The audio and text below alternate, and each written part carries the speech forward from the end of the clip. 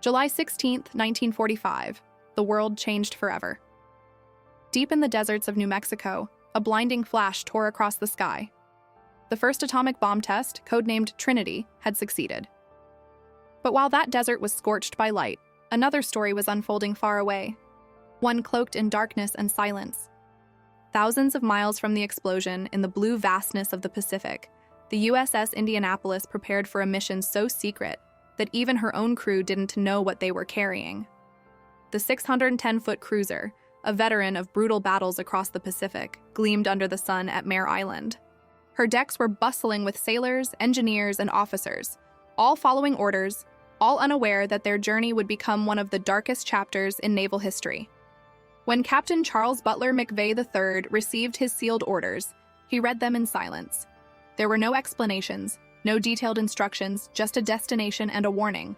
Complete discretion required. The cargo was to be delivered to the island of Tinian in the Mariana Islands, a name that meant little to most, but to military planners, it was the launch point for America's final blow against Japan. Crates wrapped in secrecy were loaded aboard under armed guard. No one asked questions. The sailors joked that maybe it was a new radar system, or gold, or even supplies for General MacArthur. Only a handful of top-ranking officers knew the truth, that within those crates lay components of Little Boy, the atomic bomb destined for Hiroshima. The Indianapolis was carrying the deadliest weapon ever created by human hands.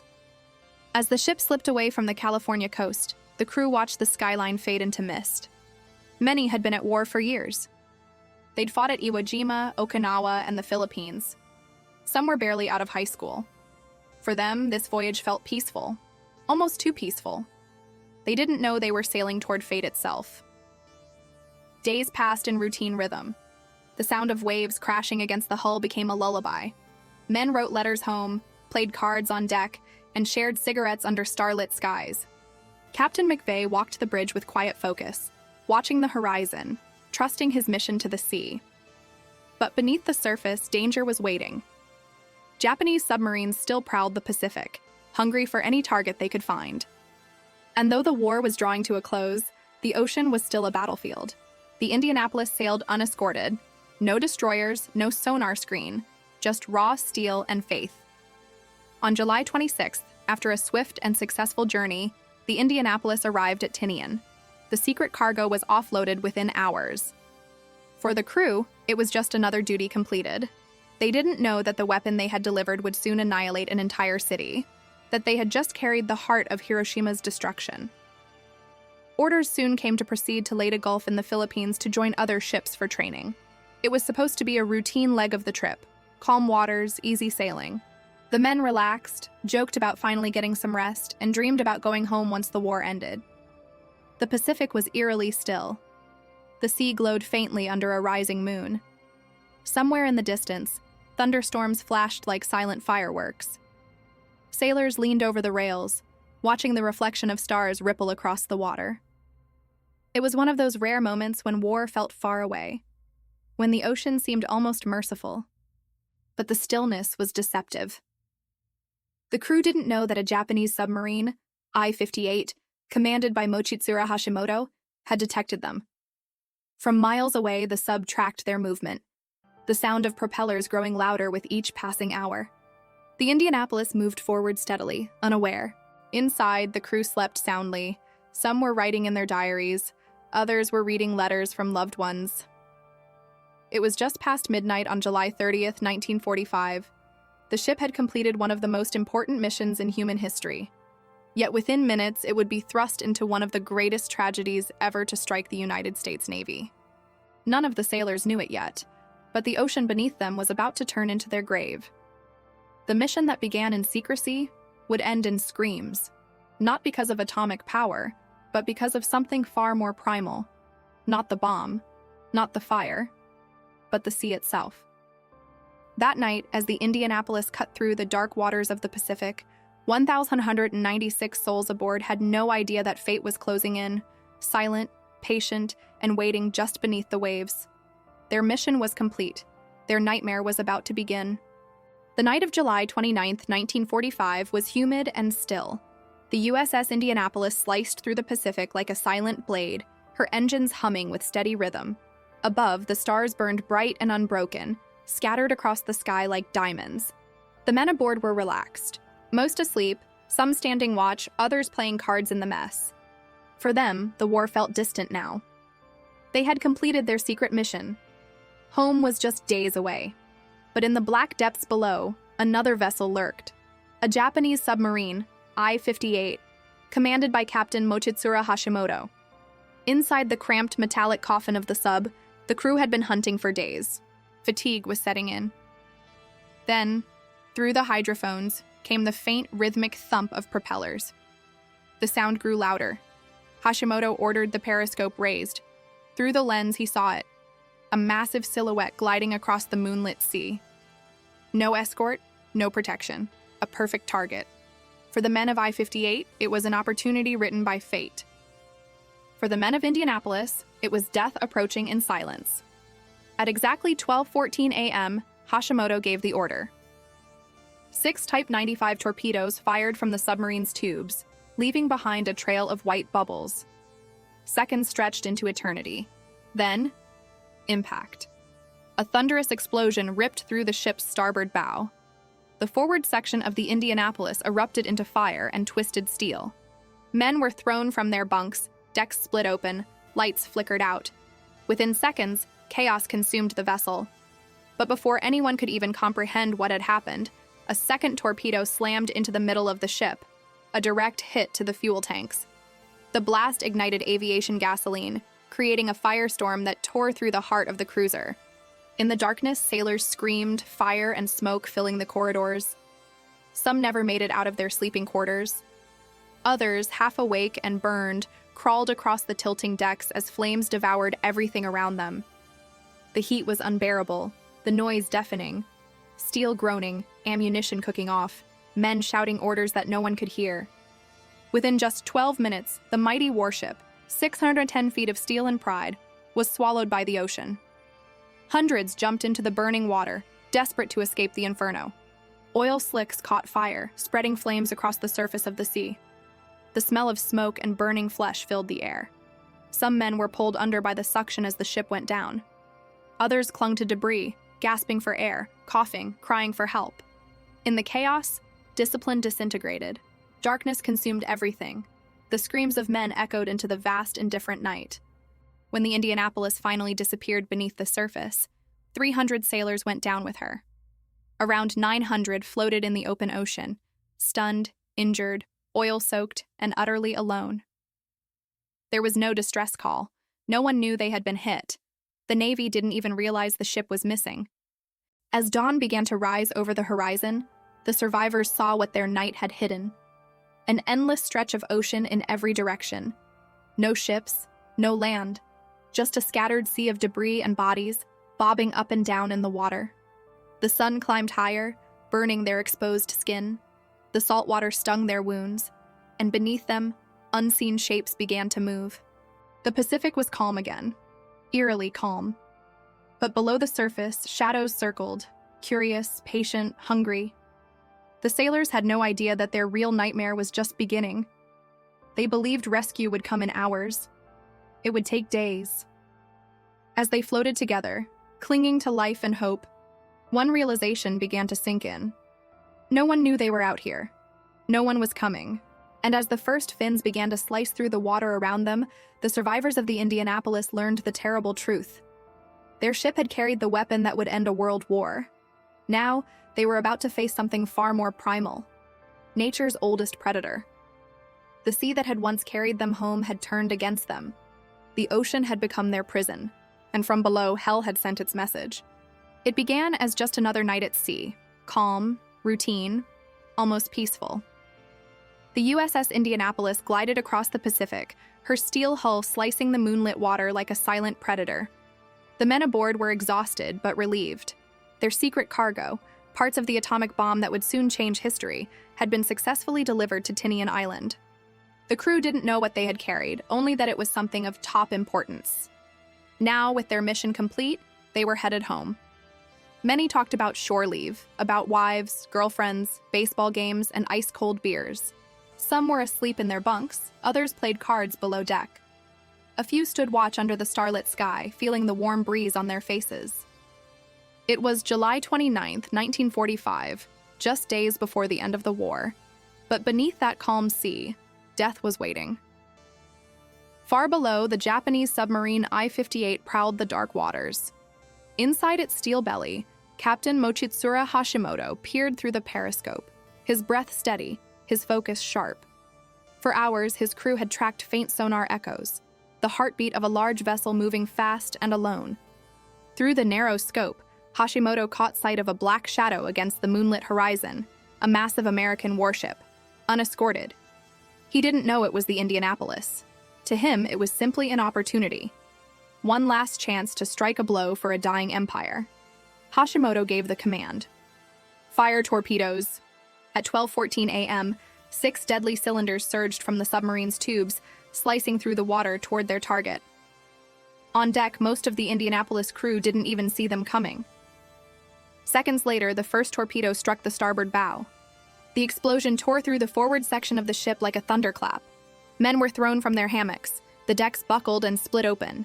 The lights flickered, then died, leaving the ship in total darkness. In the engine room, fire and smoke engulfed everything. Men screamed as scalding steam filled the air. Metal twisted and tore like paper. Then came the second hit. Dead center. It was catastrophic. The blast ripped open the fuel tanks, igniting aviation gasoline. A massive fireball shot skyward, painting the night in orange and red. The shockwave shook the entire vessel, knocking men off their feet. Ammunition began to cook off, exploding one after another like fireworks in hell. Above deck, sailors ran blindly through the chaos, some burned, some bleeding, all terrified. Orders were shouted but lost in the roar of fire and collapsing steel. Smoke poured out from every opening as the ship began to list heavily to one side. Captain McVeigh rushed to the bridge. He could feel the ship dying beneath him, groaning, tilting, breaking apart. He gave the order to abandon ship. But it was already too late.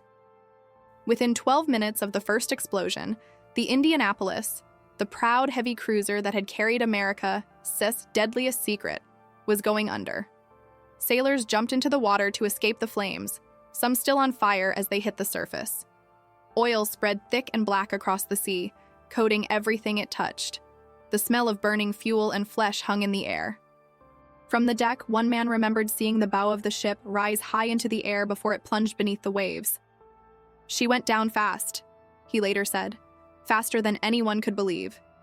The survivors floated amid wreckage, clinging to life rafts or debris. The night sky returned to silence, broken only by the sounds of men calling out for help, hundreds of voices echoing across the dark sea. Then, slowly, those cries began to fade. In just a few minutes, 300 men had gone down with the ship. Around 900 remained, adrift in the open Pacific, covered in oil, surrounded by floating wreckage and bodies. They believed rescue was coming soon. But no distress signal had been received. The Navy had no idea the Indianapolis had been sunk. As dawn crept over the horizon, the surviving crew saw the full horror of what surrounded them. Miles of open ocean, no ships in sight, and a sea stained black with oil and blood. The sun climbed higher, merciless and burning. The salt water stung their wounds. Thirst began to claw at their throats. And below them, the shadows began to move. They were not alone. The sea had gone quiet, but the survivors could feel it. Something circling beneath. Something ancient. Something patient. What began as a proud voyage was now a nightmare in motion. The men of the Indianapolis had escaped fire and steel, only to face what no sailor ever wants to see. The sharks were coming. When dawn broke over the Pacific, it revealed a scene straight out of hell. The once proud crew of the USS Indianapolis now floated helplessly across an endless stretch of blue. Hundreds of men scattered across miles of ocean, oil-slicked, wounded, and terrified. The water shimmered under the rising sun, but there was no beauty in it, only death waiting beneath the surface. They had no lifeboats, no food, and barely any water. Only a handful of life vests and makeshift rafts kept them from sinking. The explosion had been so sudden that most men had jumped into the sea wearing only shorts or underwear. Many were covered in thick black oil, their eyes burning, their skin blistered. For a few hours, they clung to hope. They believed the Navy would notice their absence. The Indianapolis had been on an official route. Surely someone would realize she was overdue. But as the sun climbed higher, that hope began to die. No planes, no ships, just the sound of waves slapping against metal debris and the faint moans of the wounded. Then came the thirst. The Pacific sun was merciless. Within a day, men began to hallucinate. Their lips cracked, their tongues swelled. Some, desperate beyond reason, scooped up handfuls of seawater and drank. At first, it seemed to help, a momentary relief. But within hours, they went mad. They screamed, tore off their vests, and dove beneath the waves, never to return. One survivor later said, "It wasn't the sharks that got to you first. It was the thirst. The thirst made you lose your mind." But soon the sharks did come. At first, it was just a fin in the distance, a ripple in the water. Then more appeared, dark shadows circling beneath the survivors. These were oceanic whitetips, aggressive, opportunistic hunters. Drawn by the scent of blood and oil, they began to close in. The attack started at dawn. The men would hear a sudden scream, a splash, and then silence. Someone would vanish, pulled under so fast there wasn't even time to react. At night, when the sea was black and silent, the terror was worse. The men could hear them, the slick brush of a fin, the slap of a tail, the faint gurgle of something feeding just a few feet away. There was nowhere to go. Those who floated in small groups tried to stay close together. They kicked at the sharks with broken planks and knives made from scrap metal. But the sharks kept coming, again and again. Sometimes they didn't attack directly. They would circle for hours, brushing up against the men, bumping their legs as if testing them. The survivors soon learned to keep still, to avoid splashing, to make no noise that might draw attention. But panic was impossible to suppress. When one man was taken, the rest could do nothing but listen. As the days passed, the ocean became a floating graveyard. The stench of death hung in the air. The survivors pushed away the corpses of their friends, fearing the smell would attract more predators. But even that was futile. The sharks didn't need an invitation. By the third day, hallucinations had spread like wildfire. Men imagined ships on the horizon. Some swore they saw islands, even beaches, and swam toward them until exhaustion took them under. One sailor began preaching, saying God had come to save them. Another laughed uncontrollably for hours until he slipped beneath the waves. Every few hours, another man would die, from injuries, dehydration, or madness. And each death meant another feeding frenzy. Those still alive began to drift apart, scattered by the currents. A few found small rafts and clung to them with bloody hands. The ones who remained in open water prayed that help would come soon, but no one knew they were missing. The Navy believed the Indianapolis had reached her destination safely. There was no distress signal, no SOS. In the Navy's system, the cruiser's absence didn't raise alarms, not until days later. That silence sealed hundreds of fates. For 4 endless days, the survivors fought thirst, heat, and sharks. They prayed for rain. Some caught a few drops in their mouths during brief showers. Others tried to chew on belts or clothing just to create saliva. One sailor later recalled, "You could hear the sharks coming before you saw them. The water would change color, darker, thicker. You could feel the fear before the pain." Every passing hour became a gamble. The line between life and death blurred under the scorching sun and black nights. And still, the world remained unaware that the greatest disaster in U.S. naval history was unfolding in silence. By the 5th morning, fewer than half the men were still alive. Their skin was burned raw. Their lips were shredded from salt. Their eyes were swollen shut. And just as their strength began to fail completely, as the last remnants of hope flickered like dying embers, fate finally intervened. In the distance, a faint drone echoed across the sky. Help at last was coming. When dawn broke over the Pacific, it revealed a scene straight out of hell. The once proud crew of the USS Indianapolis now floated helplessly across an endless stretch of blue. Hundreds of men scattered across miles of ocean, oil-slicked, wounded, and terrified. The water shimmered under the rising sun, but there was no beauty in it, only death waiting beneath the surface.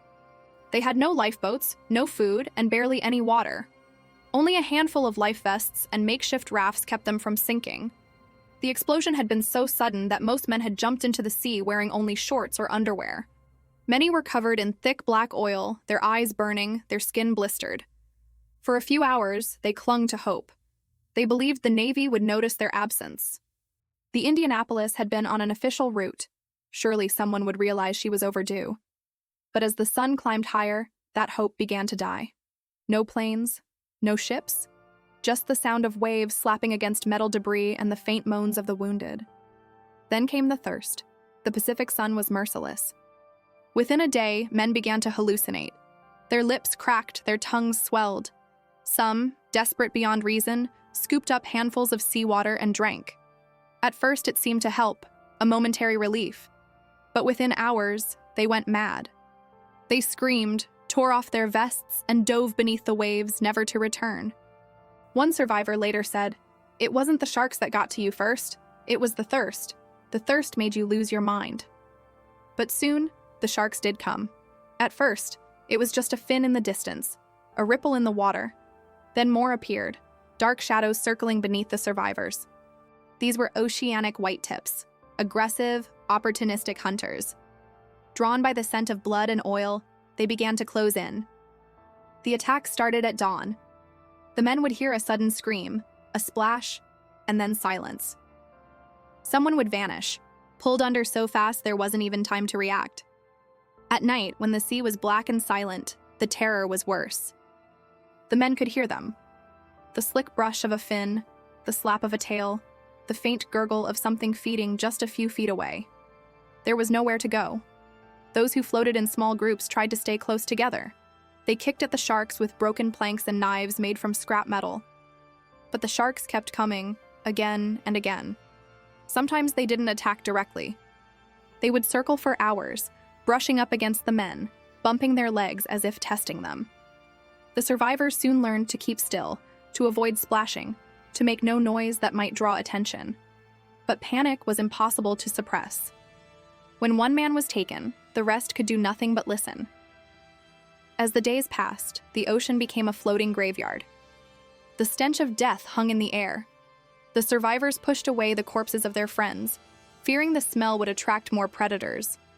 But even that was futile. The sharks didn't need an invitation. By the third day, hallucinations had spread like wildfire.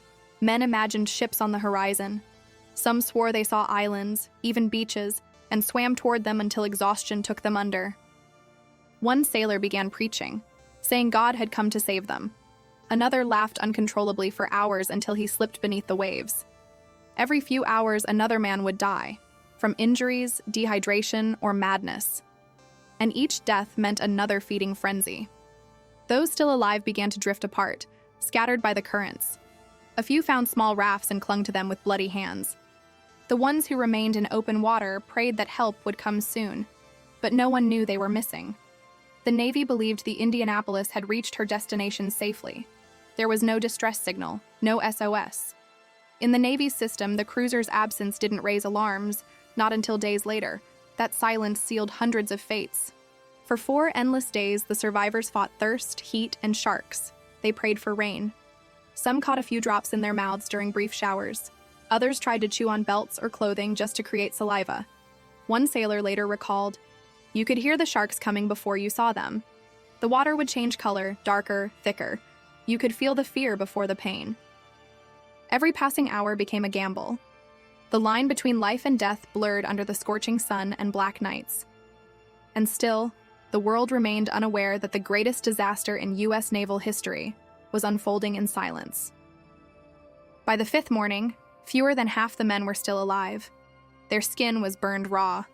Their lips were shredded from salt. Their eyes were swollen shut.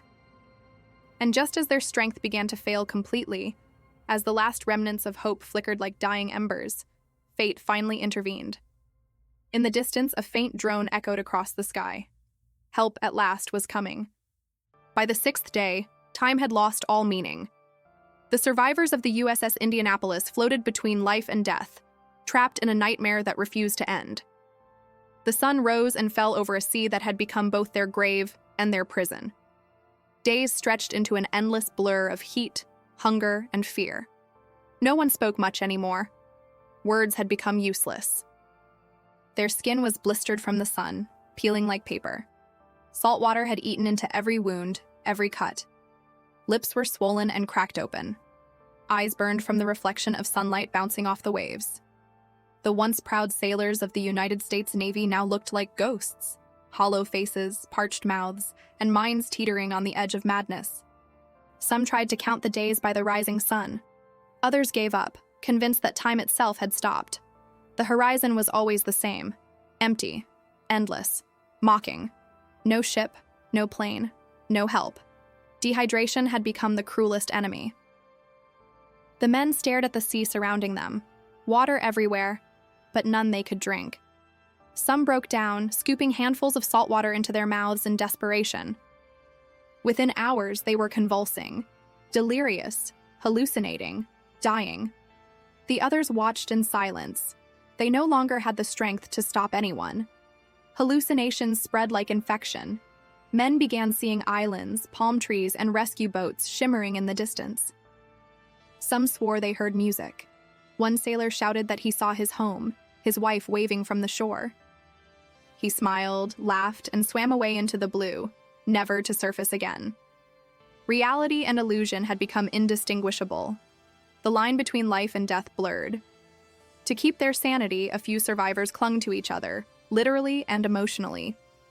They made small rafts out of life jackets tied together. They promised to stay awake in turns, to keep watch, to keep each other alive. But even promises were fading. Sleep came uninvited, and every time someone closed their eyes, there was a chance they wouldn't wake up. The smell of death hung thick in the air. Bloated bodies floated nearby, slowly drifting away or circling back with the currents. The living avoided looking at them, but the sharks didn't. The predators were always there, beneath the surface, reminding the men that even death offered no peace. On the seventh day, the heat reached its peak. The ocean shimmered like molten glass, trapping the survivors in a slow-cooking hell. Those who still had strength whispered prayers. Others laughed hysterically, cursing their fate. One man, his mind gone, declared himself captain of a phantom ship and began giving orders to the dead. Another sang lullabies to the waves. And through it all, silence from the world above. The Navy hadn't sent a search party. No one knew the Indianapolis was gone. The mission had been secret and her route unreported. The survivors were invisible. Still, a few clung to hope. A handful of men believed someone would notice. A family waiting for a letter, a commander expecting a report, someone realizing the ship was overdue. Hope became a fragile lifeline, thinner each day, but it was all they had left. Then, as the 8th day began, even hope started to die. Out of nearly 900 men who had gone into the water, only a fraction remained alive. Their bodies were skeletal, their voices cracked when they tried to speak. Eyes stared blankly at the horizon. They were no longer waiting to be rescued. They were waiting to die. Some whispered confessions. Others made peace with their fate. A few looked at the rising sun and decided that if no help came today, they would let the sea take them. But destiny had one final twist. In the distance, faint, almost unreal, came a sound. A low, distant hum. It was so soft that at first, no one believed it. Then came a speck in the sky. A small shape cutting through the light. A plane. The men began waving, screaming, splashing, every ounce of strength suddenly surging back. Some wept uncontrollably. Others raised their arms toward the heavens. For the first time in a week, life returned to their eyes. The plane circled once and the pilot saw them. Tiny figures scattered across the vast ocean. He couldn't believe what he was seeing. Dozens of men floating, waving, surrounded by debris and sharks. He radioed for help. After days of silence, the ocean finally answered back. For days, the survivors of the USS Indianapolis had prayed for a miracle. They had stared at the horizon until their eyes burned, whispering desperate pleas into the wind. And on the 8th day, when almost all hope had vanished, that miracle finally appeared. A faint silhouette cutting through the brilliant sky above the Pacific. It was a Lockheed PV-1 Ventura patrol plane, flown by Lieutenant Chuck Gwynn. He wasn't searching for survivors. He was simply on a routine anti-submarine patrol. The pilot scanned the ocean below, expecting nothing but empty blue.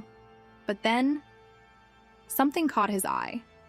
A strange reflection. A shimmer of light on the surface. At first, he thought it was wreckage. Then he saw movement. Faint, frantic splashes. He leaned forward. What the hell is that?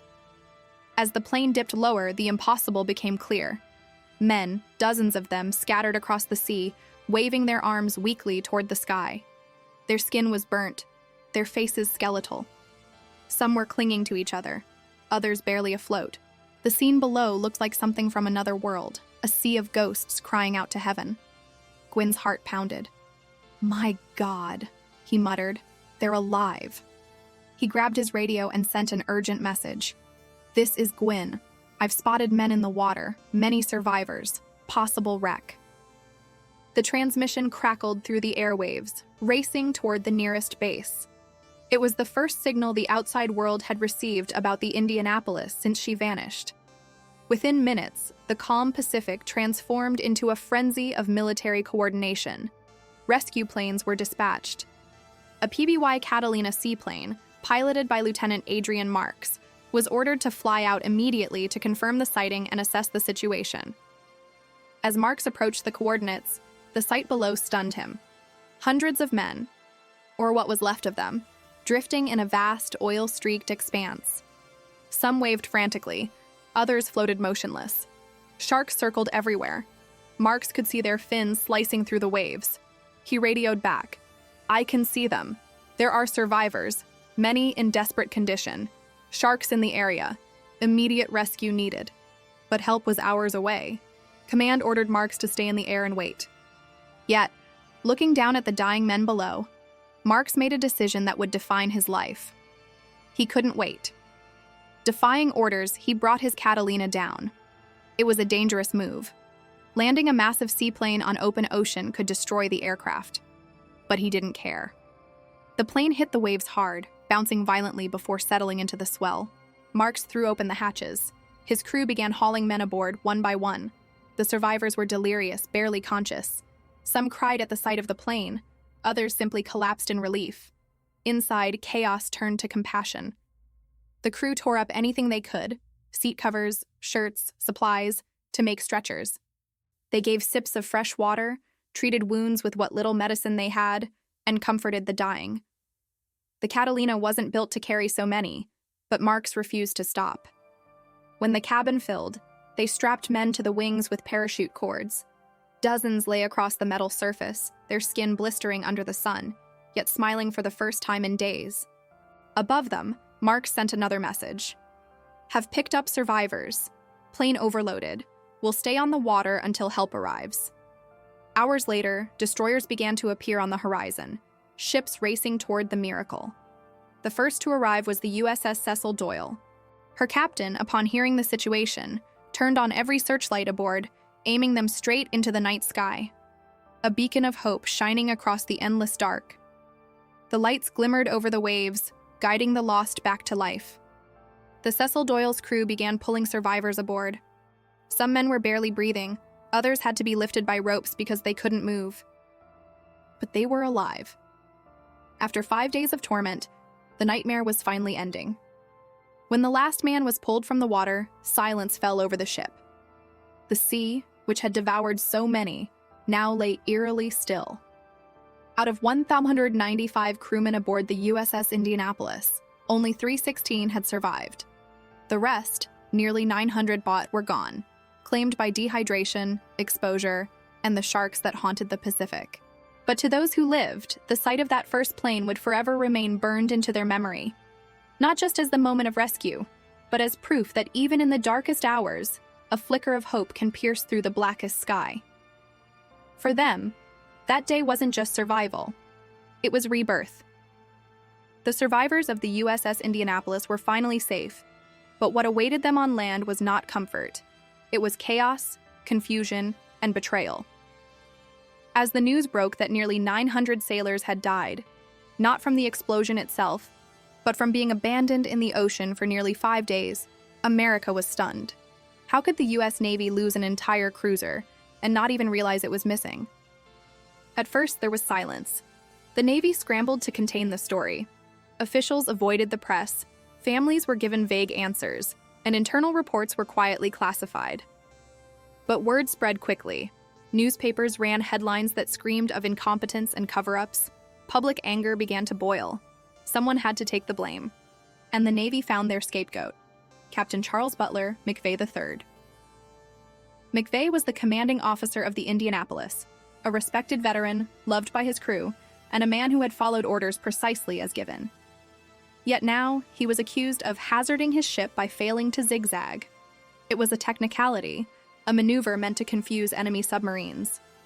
But on the night of July 30th, visibility had been poor, and the order to zigzag was left to McVeigh's discretion. Even the Navy's own records confirmed this. Still, desperate to protect their image, they charged him with negligence. The decision shocked the survivors. To them, McVeigh was a hero, the man who had stayed calm as the ship went down, who had risked his own life to save others. But in Washington, the narrative was different. The Navy needed a villain, and McVeigh fit the part perfectly. The court-martial that followed was nothing short of a spectacle. It was the first time in U.S. naval history that a captain had been tried for losing his ship in wartime. The prosecution was relentless, painting McVeigh as careless and incompetent. But the defense had something extraordinary. They summoned the enemy himself. Mochitsuru Hashimoto, the commander of the Japanese submarine I-58, the very man who had fired the torpedoes that sank the Indianapolis, was brought in to testify. In a twist almost cinematic in its irony, the Japanese officer defended his former enemy. Hashimoto told the court that zigzagging wouldn't have mattered. His submarine was in perfect position. The Indianapolis was doomed the moment it appeared in his periscope. Yet, incredibly, even that wasn't enough. The court found Captain McVeigh guilty. His punishment was light, a mere suspension from duty, but the damage was irreversible.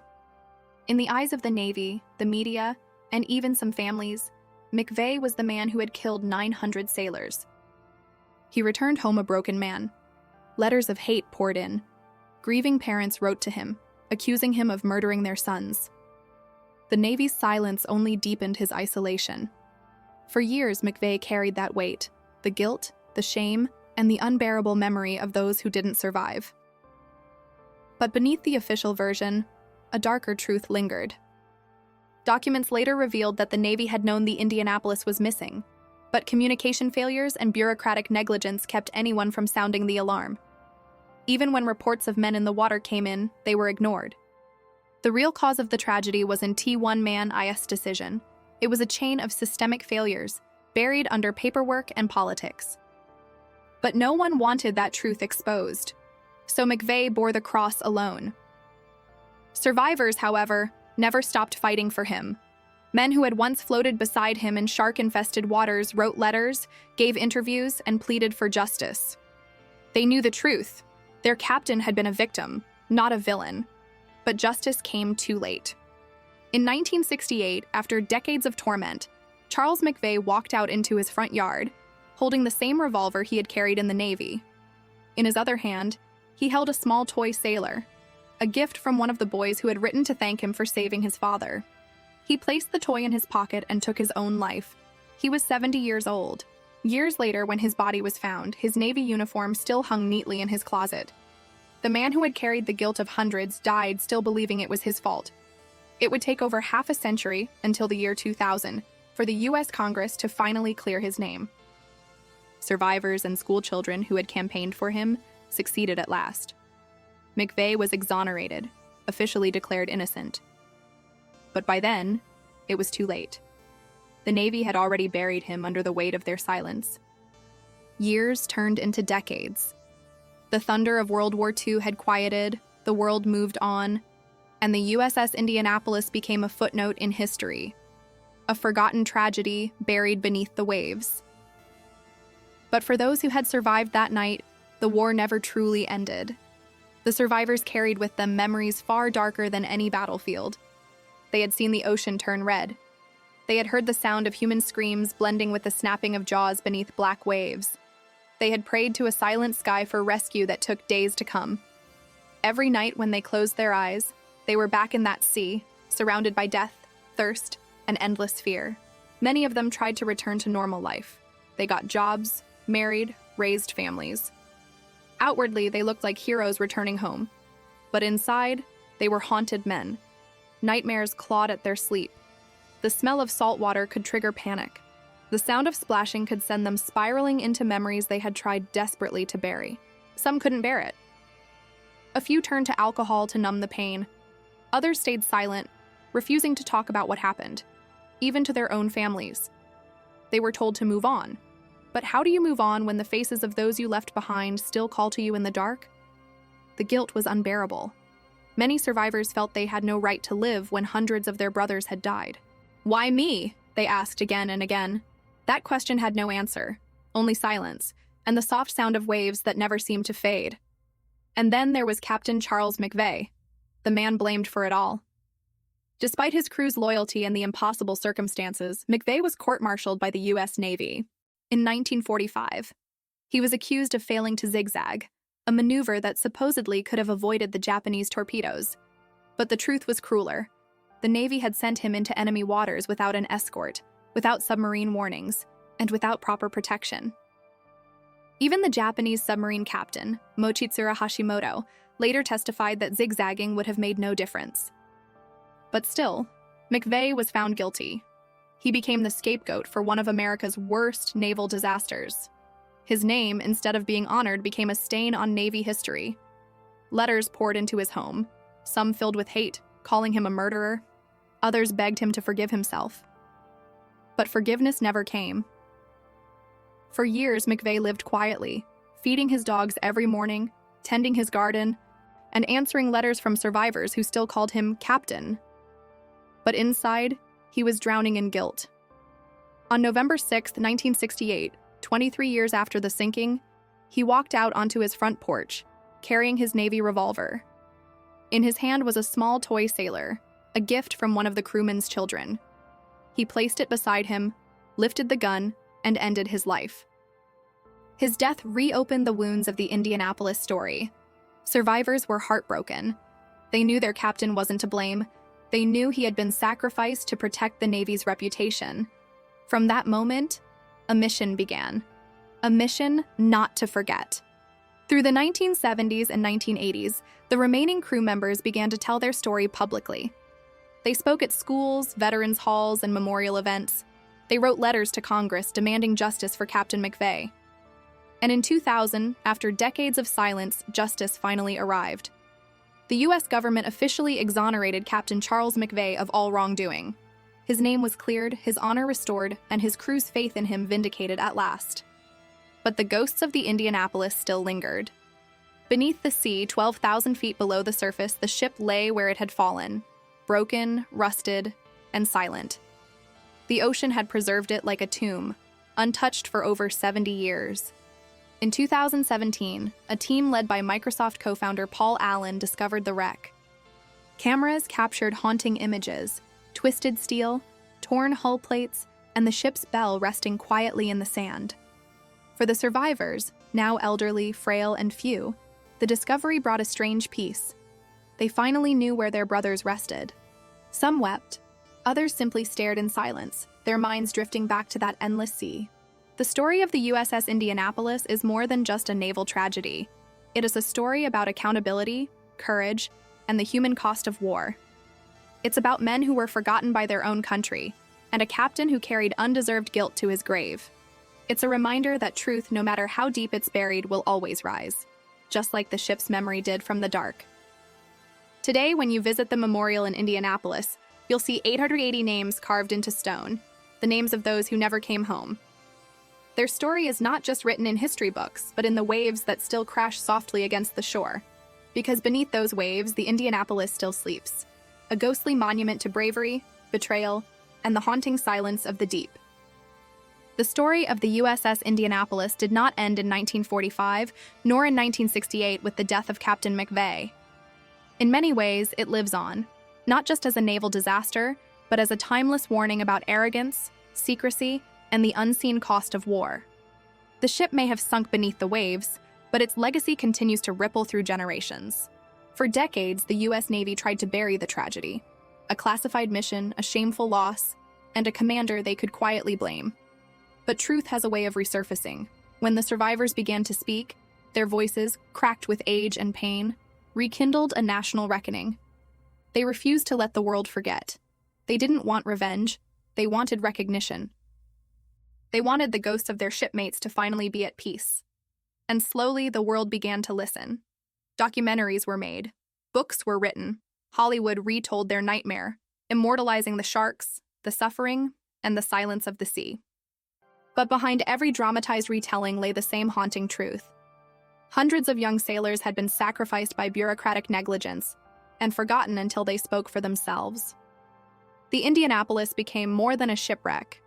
It became a mirror reflecting the contradictions of war, heroism and horror, loyalty and betrayal, sacrifice and silence. Its story was taught in naval academies as a lesson in leadership and accountability.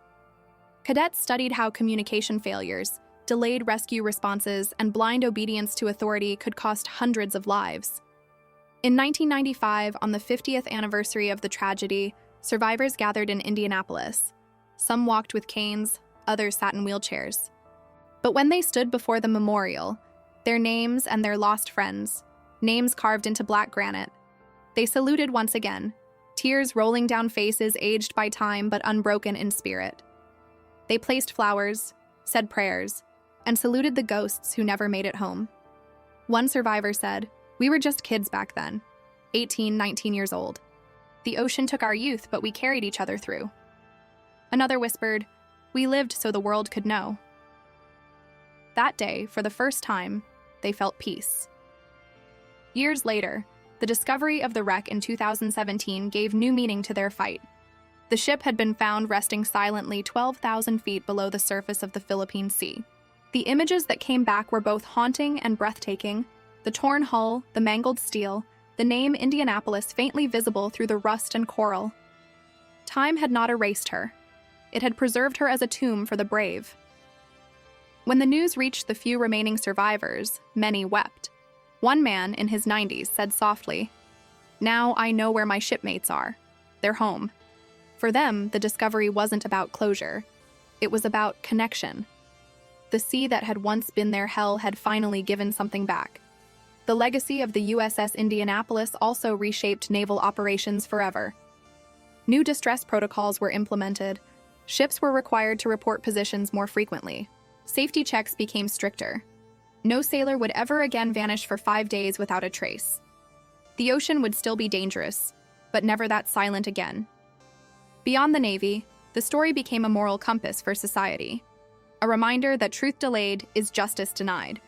Captain McVeigh's posthumous exoneration in 2000, pushed forward by the survivors, and even schoolchildren who wrote to Congress, was proof that even decades later, courage and persistence can right a historic wrong. His name was finally cleared, and in 2001, a bronze plaque was placed beside the memorial in his honor. And yet, even with justice served, the emotional weight of the tragedy remains. Every time the survivors gathered, they spoke not of bitterness, but of brotherhood, of how, in their darkest hours, faith and friendship kept them alive when hope was gone. They remembered the stars over the Black Sea, the prayers whispered to a sky that didn't answer, and the morning when salvation finally came. Today, the Indianapolis stands as a symbol of human endurance. She represents how far courage can go when surrounded by fear, and how truth can rise even from the deepest depths. Visitors to the memorial often describe a strange silence there, not empty, but heavy. The sound of the wind through the trees echoes like the ocean breeze. The carved names seem to whisper stories of bravery and loss. It's as if the spirits of the Indianapolis are still there, standing in formation, forever guarding one another. More than 80 years have passed, yet the lesson remains painfully relevant. When pride, secrecy, or politics outweigh human life, tragedy follows. The Indianapolis reminds us to question, to speak, and to remember, because forgetting is the final sinking.